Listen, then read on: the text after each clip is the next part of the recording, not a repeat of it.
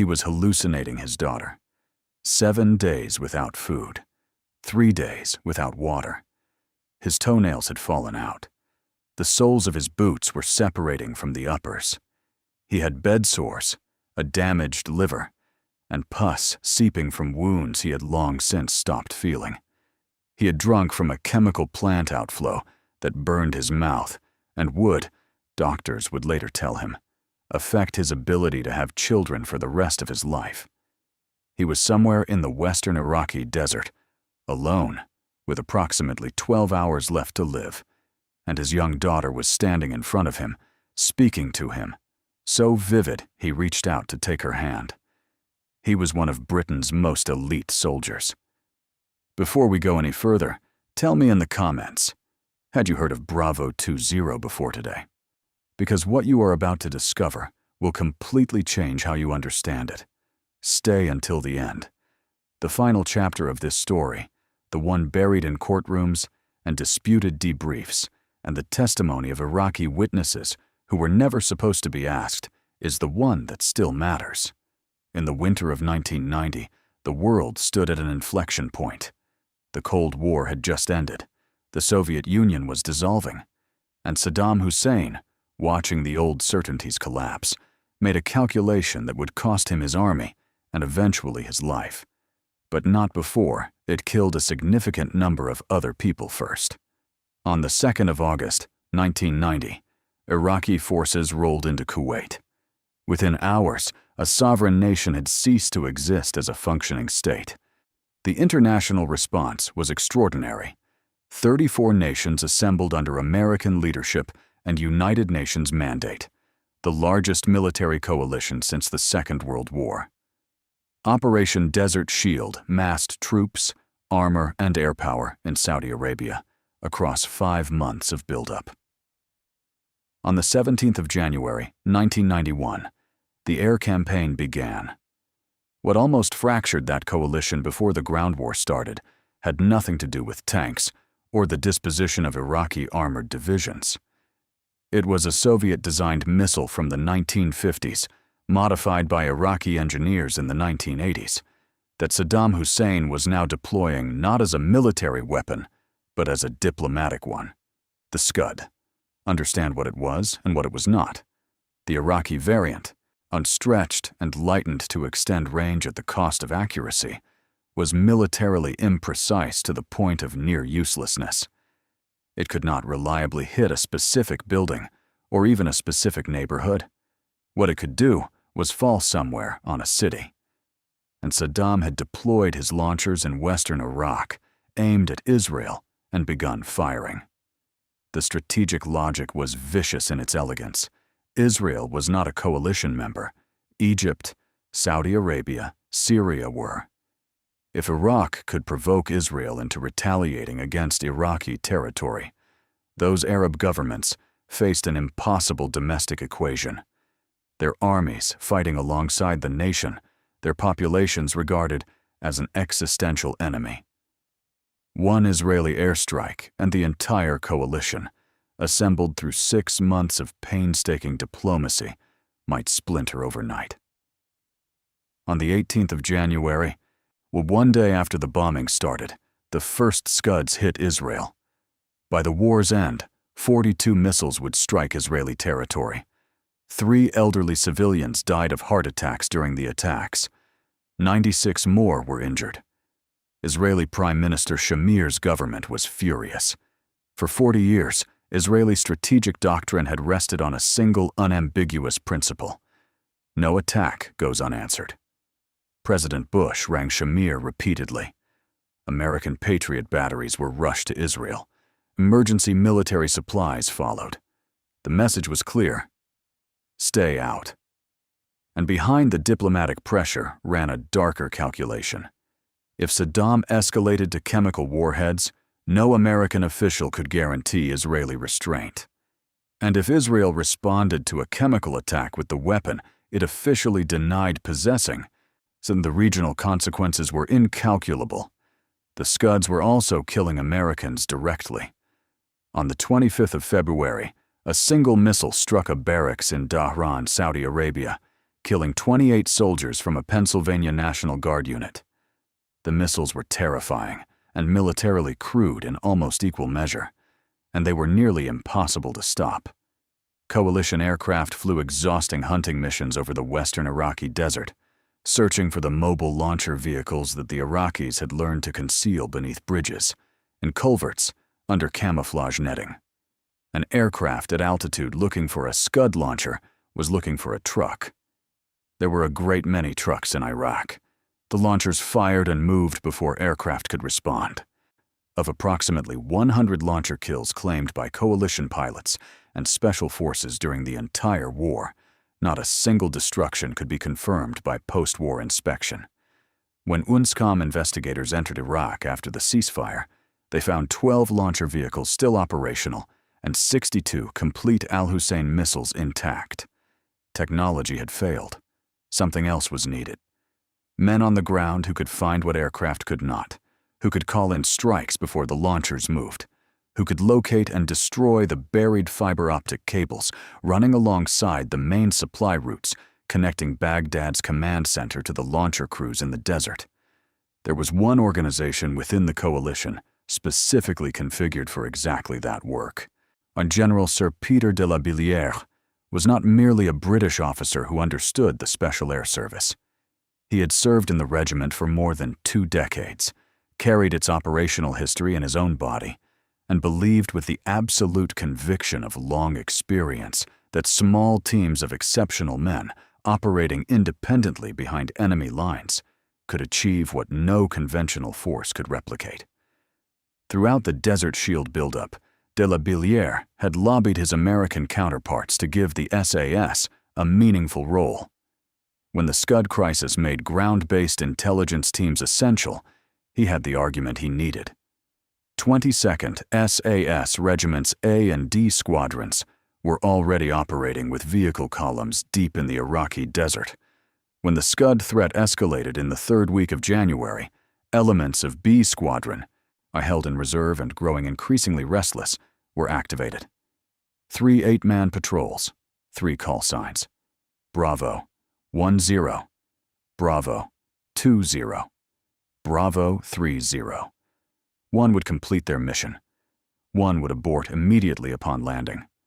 1, the most famous, would lose 3 men to the desert, have 4 more tortured in one of the most notorious prisons on Earth, and produce a single survivor who would walk into the record books by coming within hours of walking out of the world entirely.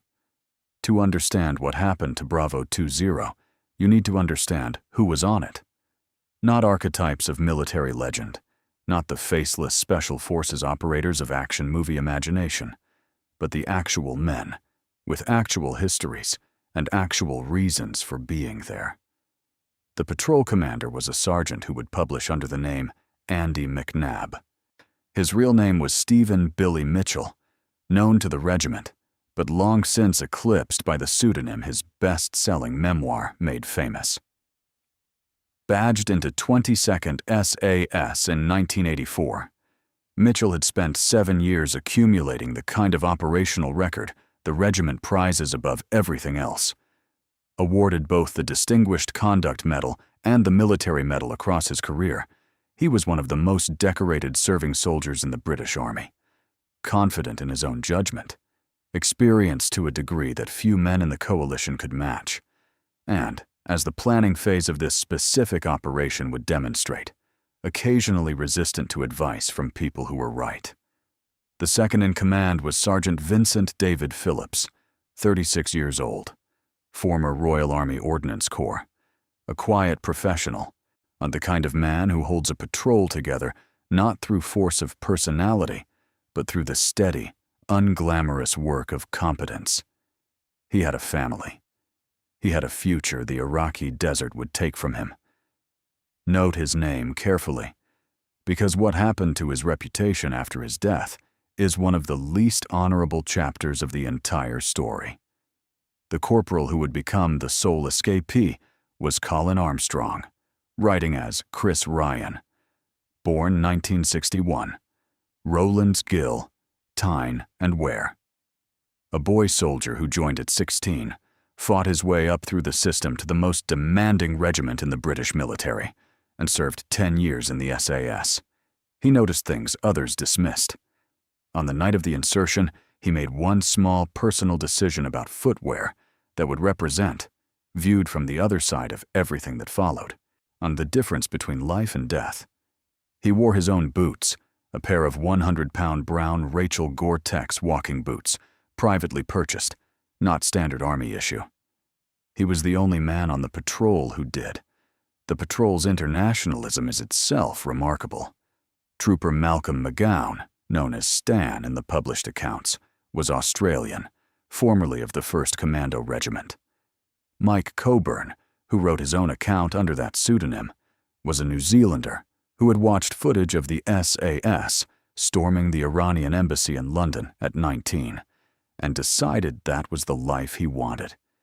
He had been a loose cannon in his youth, earned his way back through discipline, passed selection courses on 2 continents, and arrived in the Gulf as one of the most tested soldiers in the coalition. Robert Concilio had served with the Royal Marines. Stephen Lane and Ian Pring came from the Parachute Regiment. 8 men, 3 nations, multiple corps and cap badges feeding the regiment's appetite for talent from wherever it could be found. On the 10th of January, 1991, they deployed to Saudi Arabia. The air war was beginning. Somewhere in the Iraqi desert, mobile launchers were moving through the night. Bravo 20 had a mission. What it needed was a plan equal to it. The plan had 2 objectives.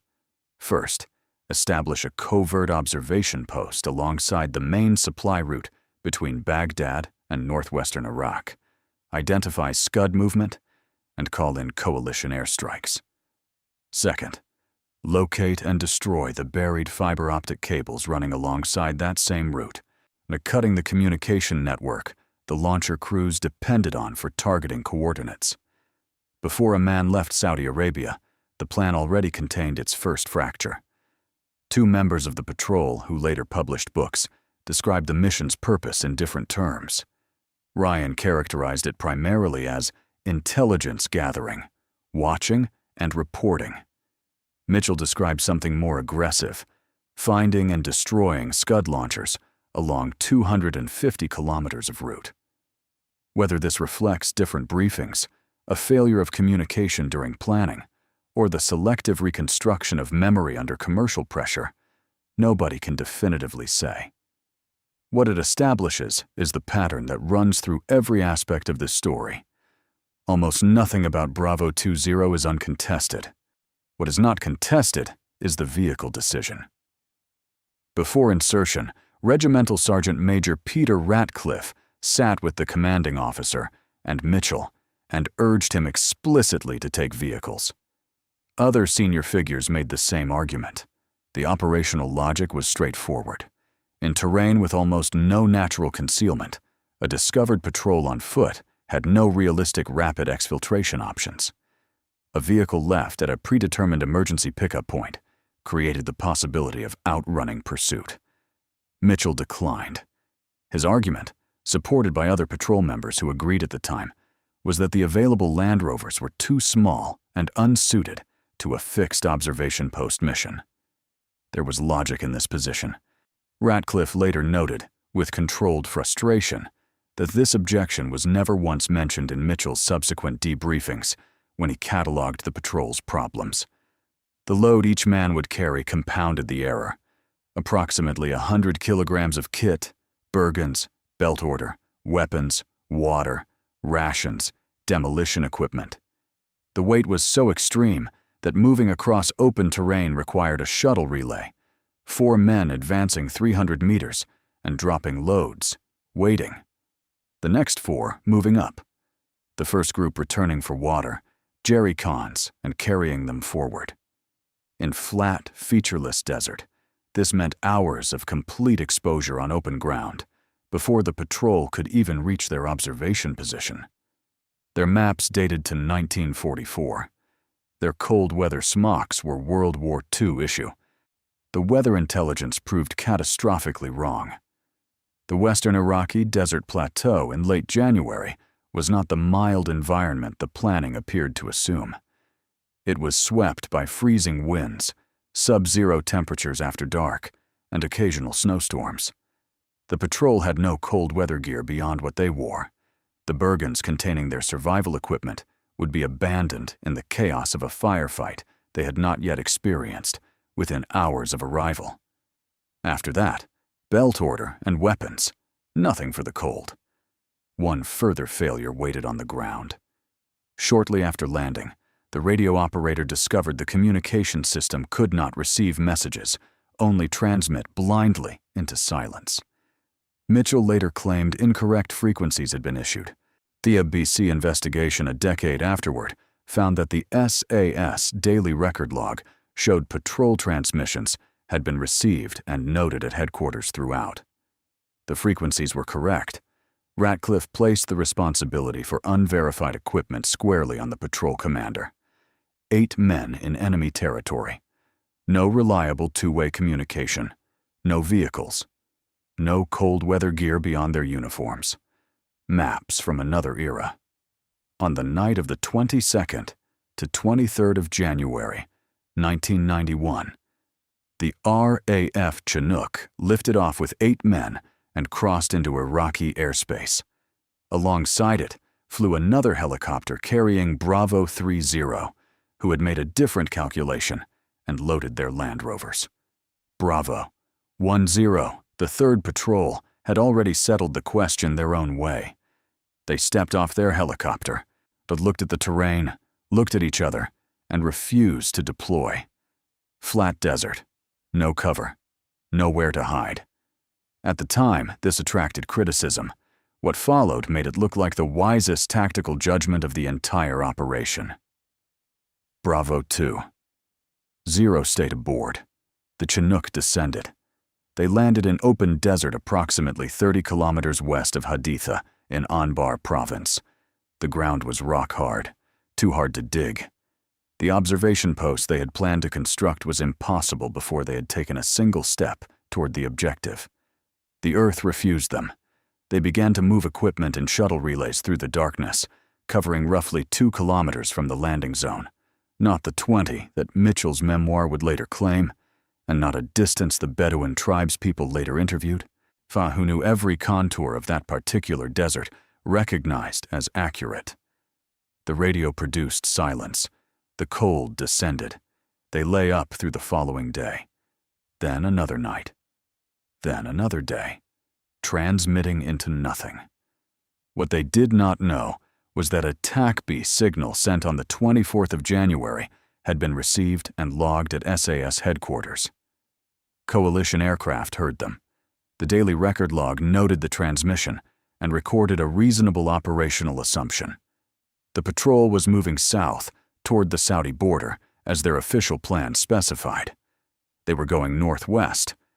That mismatch between where headquarters expected them to be heading and where they were actually heading would send every rescue asset searching in exactly the wrong direction for every day that followed.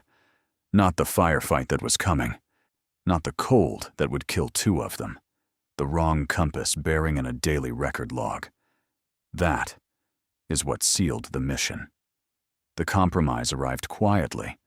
In the late afternoon of the 24th of January, a flock of sheep appeared near the patrol's lying-up position, a young shepherd with them. The patrol believed themselves seen, decided to withdraw, and began preparing to move. Then they heard what sounded like a tank approaching. They took defensive positions, prepared their law rockets, waited. It was a bulldozer. The driver saw them, reversed rapidly, and vanished. Unquestionably compromised now. What happened in the next minutes depends entirely on who you ask, and the gap between the accounts is not small. Mitchell describes a firefight with Iraqi armored personnel carriers and soldiers as they exfiltrated. Michael Asher, who in 2001 interviewed the Bedouin family, whose members had actually encountered the patrol, heard something different. The family followed the strangers a short distance, unsure who they were, eventually fired warning shots. The patrol returned fire and moved away. Asher's investigation of the terrain and the positioning of Iraqi military units in the area excluded any attack by armored vehicles at that location on that day. What is not disputed is what happened next. They ran, and behind them in the dust, they left their burgans, their food, their water, their extra ammunition, their cold weather equipment, everything that could have kept 2 of them alive in the nights ahead. 8 men, belt order only, running northwest into an Iraqi winter. They moved as a group through the first night, heading towards Syria. Behind them, headlights. The desert was flat, but the Wadi system slowed pursuing vehicles, forcing them to navigate carefully. The patrol changed direction repeatedly, kept moving. Ryan was the point man, setting the pace. He activated his TAC-B, attempting to reach coalition aircraft somewhere in the darkness overhead. 1,600 Iraqi soldiers had been mobilized to find them. The entire local civilian population had been alerted. Ryan did not know this. He also did not know that a U.S. jet pilot had heard his TACBE transmission and was already flying sorties toward the position logged in the daily record, the position where headquarters expected them to be, south of where the patrol actually was. Help was above them, searching in the wrong direction. On the night of the 24th to 25th of January, while Mitchell worked the TACBE communicator trying to reach an aircraft overhead, the patrol separated. Phillips, Ryan, and McGowan moved forward in the darkness. Mitchell and the remaining 4 fell behind. In the featureless blackness of the desert, 300 meters became an uncrossable distance. Neither group followed the standard emergency rendezvous procedure they had used successfully the previous night. Both groups independently continued northwest. 2 separate patrols now, where 8 men had been. Same enemy. Same desert. Same direction. 5 of them would never reach Syria. Phillips was dying before he understood what was happening to him. That is the nature of severe hypothermia. The cognitive collapse arrives before the physical failure becomes undeniable. The mind abandons its moorings while the body still moves. He began to slow. Ryan and McGowan kept pace, watching him, watching the terrain. The cold was not what the briefing had prepared any of them for, raw and wind-driven, the ferocity of a plateau in a January storm, the kind of cold the body cannot fight without the insulation sitting in an abandoned Bergen somewhere behind them. Phillips made errors, small ones first, then larger. He fell behind, caught up, fell behind again. He began making noise, dangerous noise, in a country where 1,600 men were hunting them. And then, in the darkness of the 25th of January, he stopped and looked at his hands. He was wearing black gloves. He could not tell whether he was looking at his gloves or at his own hands turned black. The distinction had become impossible. He called out. Not a signal, not a military communication, but the sound a mind makes when it has lost its grip on the ordinary world. Ryan and McGowan searched for 20 minutes. They called as quietly as they dared. After 20 minutes, with pursuit still out there in the dark, and Syria still more than 100 kilometers away, they made the decision that survival in extremis forces upon soldiers and condemns them to carry for the rest of their lives. They moved on. Vincent Phillips died alone in the Iraqi desert on the 25th of January, 1991. 36 years old. The institution buried him. Then 2 of his colleagues blamed him. Both Mitchell's memoir and Ryan's account placed responsibility on Phillips for failures that contributed to the patrol's collapse, suggesting he had hesitated when action was required, exhibited poor judgment at critical moments, or effectively surrendered to the cold when he should have fought it. These characterizations reached millions of readers. They reached his family.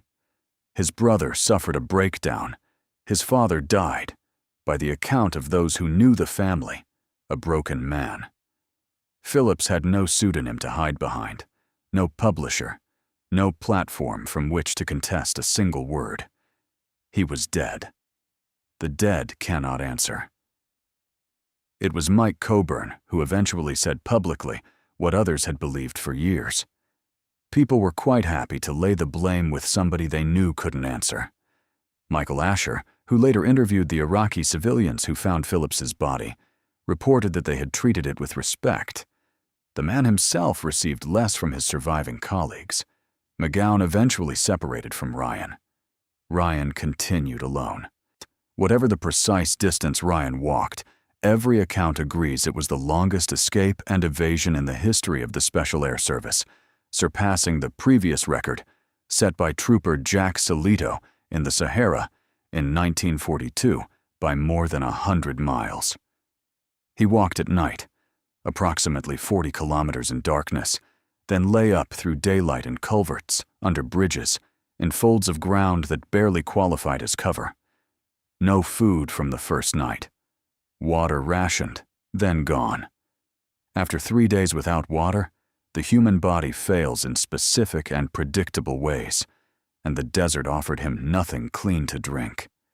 He found what appeared to be water near an industrial outflow. He recognized it might be compromised, but it was the only alternative to dying in the next 24 hours. He drank it. It burned his mouth. Later, our doctors would tell him the water had been contaminated with industrial waste from a chemical processing plant, that the damage was internal and permanent, sufficient to affect his fertility for the rest of his life. He was warned not to attempt to have children. The last 3 days, no water at all. By this point, his mind was producing things he could not control. The hallucinations of his daughter were not frightening. They were simply overwhelming in their vividness. She stood in front of him in the desert, clear enough to touch, close enough to hear. He reached out his hand. She spoke to him. He walked.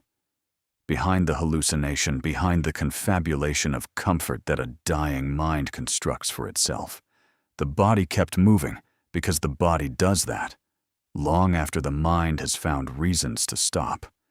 He thought he had reached Krabila, on the border town. He had not. Syria was still further. He fell against a wall and broke his nose on it.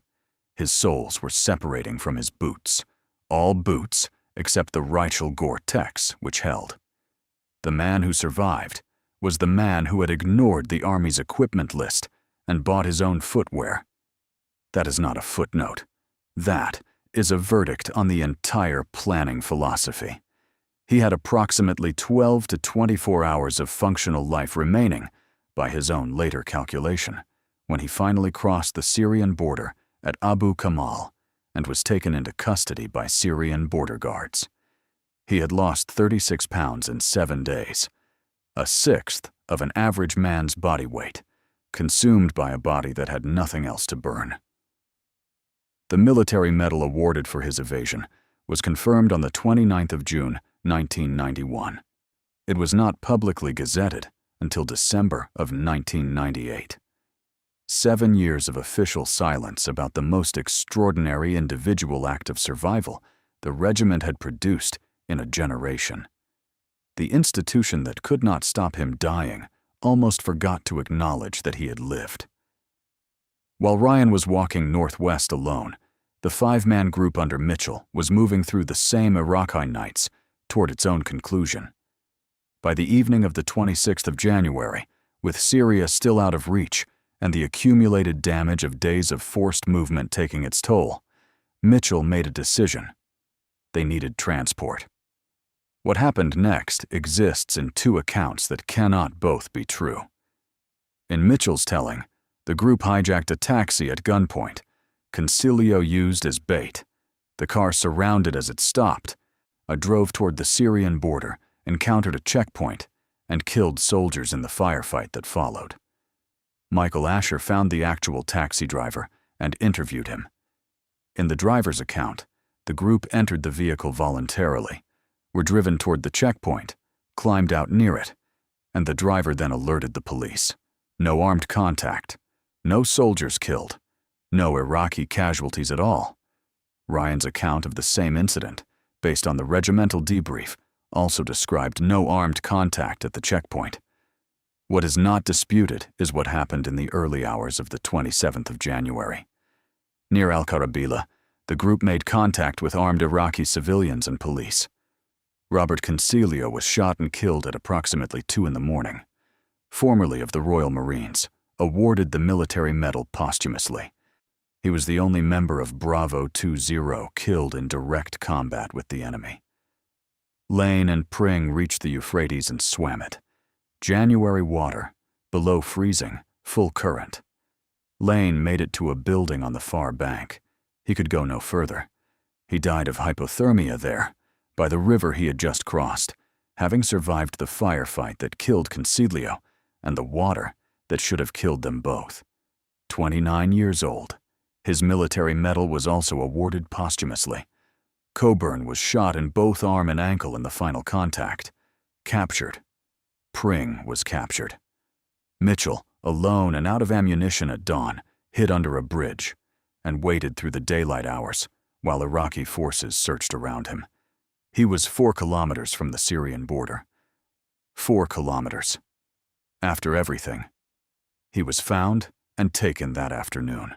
And the border was close enough that on a clear day, he might have been able to see it. Abu Ghraib was, in 1991, already associated with the worst capacities of the Iraqi state. The 4 captured men, Mitchell, Pring, Coburn, and McGowan, were processed through the Iraqi detention system and eventually arrived there. What happened in those cells is, like almost everything else in this story, a matter of competing testimony. Mitchell's published account is explicit. Teeth extraction, burning with heated implements, sustained physical abuse across multiple days. The narrative of endurance under torture became the centerpiece of his memoir, the section that sold the most copies and lodged most firmly in the public imagination. Malcolm McGowan, who was present for the same captivity, said this: "Incidents such as teeth extraction and burning with a heated spoon did not happen. It is inconceivable that any such incidents could have occurred without them being discussed or being physically obvious. McGowan was not a hostile source. He was there.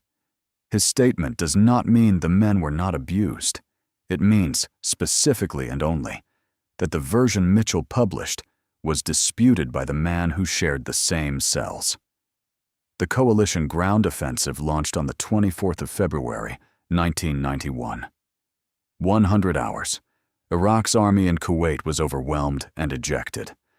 Ceasefire followed. The 4 men came home in April when the war formally ended.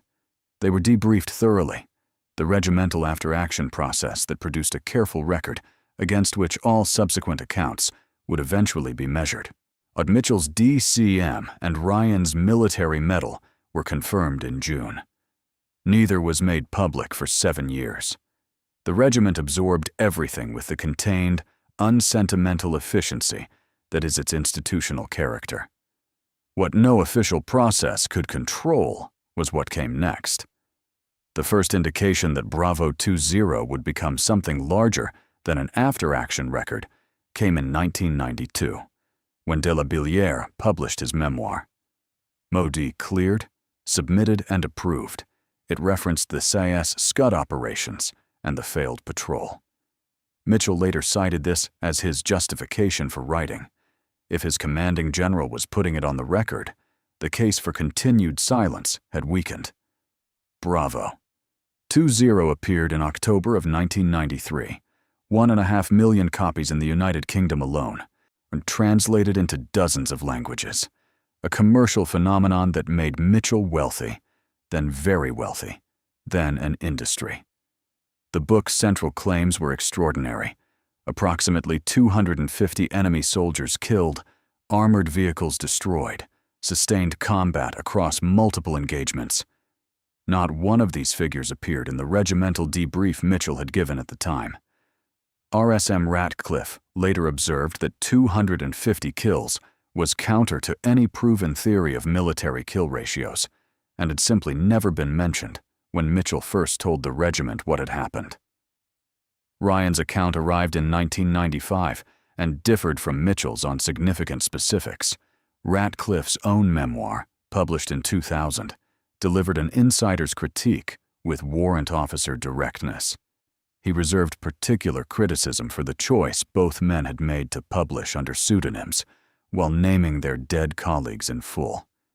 This, he wrote, was insensitive, in deliberate contravention of the regiment's traditions. The tradition exists for a reason. The dead cannot consent to how their stories are told. Michael Asher traveled to Iraq in 2001. Fluent in Arabic, familiar with Bedouin culture, a former territorial SAS soldier who had no book sales depending on any particular version of events, he physically retraced the patrol's route. He found the Bedouin family that had encountered the patrol during the initial compromise. He found the taxi driver. He found an Iraqi policeman involved in the final firefight near Al-Karabila. He gathered testimony from people who had no institutional loyalty to protect and no commercial incentive to embellish. His conclusions were startling. The initial compromise, not a firefight with soldiers in armor, but an uncertain encounter with elderly Bedouin civilians who fired warning shots and watched the strangers disappear. The taxi checkpoint. No killed soldiers, no armed contact, confirmed by the driver himself. And Phillips. Not a liability whose failures destroyed the patrol, but a professional soldier who died in conditions that would have killed most human beings through a cascading chain of planning failures that no individual could have been expected to overcome. The fourth account arrived in 2004, Coburn's Soldier 5. The Ministry of Defense had attempted to prevent its publication for years, and they pursued Coburn through the New Zealand courts. When the book could not be stopped, they obtained a legal order granting the British government all of its profits. A man who had been shot twice, imprisoned, and tortured in British service published a book, and the British government took every penny he was paid for writing it. Coburn's most significant contribution was not tactical. It was a single reported conversation, overheard by a former SAS officer and relayed to Coburn, between two commanding officers discussing the patrol.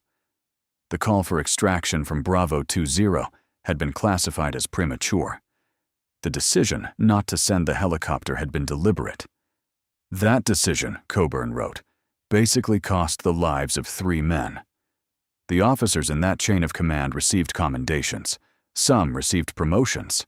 The MOD responded to the entire literary episode by introducing mandatory confidentiality agreements for serving SAS members, requiring soldiers to seek official approval before publishing accounts of their service.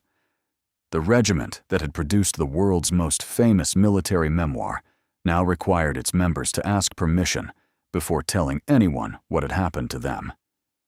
What actually destroyed Bravo 20? Not bad luck, not enemy effectiveness, a cascade of decisions, each arguably defensible in isolation, collectively catastrophic.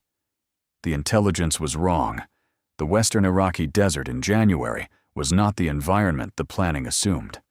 The terrain was harder than the maps suggested, the civilian population more present than anticipated, the weather more lethal than anyone prepared for. A map from 1944 and an inadequate weather briefing are not individual failures. They are institutional ones. Someone did not do the work. Someone assumed. 8 men paid for the assumption. The equipment created the conditions for 2 deaths. Without the Bergens abandoned in the initial withdrawal, Phillips and Lane had nothing against temperatures the briefing had never warned them were possible. The communications failure meant the patrol was invisible to headquarters from the moment they landed. Men who cannot be heard cannot be found. Men who cannot be found cannot be saved. The vehicle decision created the structural impossibility. What Ratcliffe had argued, and what Brigadier Andy Massey, the commander of Special Forces in the Gulf, eventually confirmed publicly in a BBC documentary marking the war's 10th anniversary, was that going behind enemy lines without transport in terrain with no cover was not merely a tactical error. It was the removal of the patrol's only viable abort mechanism. Discovery in enemy territory is an occupational hazard of covert operations. Not planning for discovery is a failure of doctrine. Not a bad day. A broken system. The exfiltration confusion compounded everything. The patrol heading northwest, while headquarters searched southeast, meant every coalition asset tasked with finding them was moving in precisely the wrong direction. Every kilometer Ryan walked toward Syria was another kilometer from every aircraft flying sorties to locate him. And the mission itself? The purpose for which all of this was meant? Of the approximately 100 Scud launcher kills claimed by coalition forces during the entire war, not a single one was confirmed by post-war inspection. The Scuds kept flying. The launcher that killed 28 Americans in Dhahran was fired after Bravo 20 had already been destroyed. The war ended with Iraq's mobile launcher force substantially intact. 3 men dead. 4 tortured. 1 man walked to the edge of human endurance and back. The missiles flew anyway. This is what the institution could not publicly acknowledge, without conceding that its fundamental approach to the Scud problem had been wrong from the beginning. What it could do, and did, was decorate the survivors, classify the debrief, and watch as the patrol commander turned the catastrophe into one of the most commercially successful military memoirs ever published. There is a garden seat at Sterling Lines, the SAS headquarters in Hereford. 4 names: Vincent Phillips, Robert Concilio, Stephen Lane. A 4th name from a separate action in the same month, the same war. The plaque, donated by the Allied Special Forces Association in January 2008, notes that 3 survivors went on to write somewhat controversial books, and that, whatever the real truth, the men served with distinction. Somewhat controversial books. The phrase is doing an enormous amount of work in a very small space. 35 years on, the story will not simplify. Mitchell built a second career as one of Britain's most commercially successful thriller writers. Ryan followed the same path. Coburn's book was published with its profits seized. Asher's investigation changed how serious readers approached the original accounts, without ever fully dislodging them from the culture. The MOD confidentiality agreements reshaped how the regiment's members could speak about their own experiences. Phillips remains on the memorial.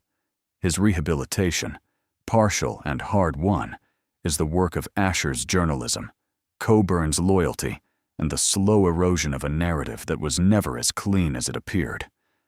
And Ryan, Colin Armstrong, born in Rowlands Gill, a boy soldier who became a man who walked across a country that was trying to kill him, still carries the particular damage of what happened in that desert.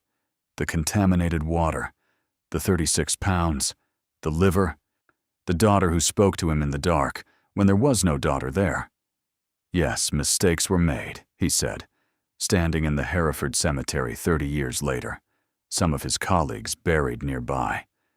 When it goes wrong with the SAS, usually it goes tragically wrong. That is what happens when special forces make mistakes. Usually, the cost of life is very high. 3 dead, 3 graves. 1 man who walked back from the edge because the body keeps moving long after the mind has found reasons to stop, and because he happened to be wearing the right boots. The real story of Bravo 20 is not the legend. It never was. Tell me in the comments, of all the decisions that compounded to destroy this mission, which single one do you believe changed everything? The argument, across 35 years of competing accounts, is still genuinely open. And if you want more stories like this one, the history beneath the official record, and the truth behind the celebrated myth, subscribe, because there are more waiting.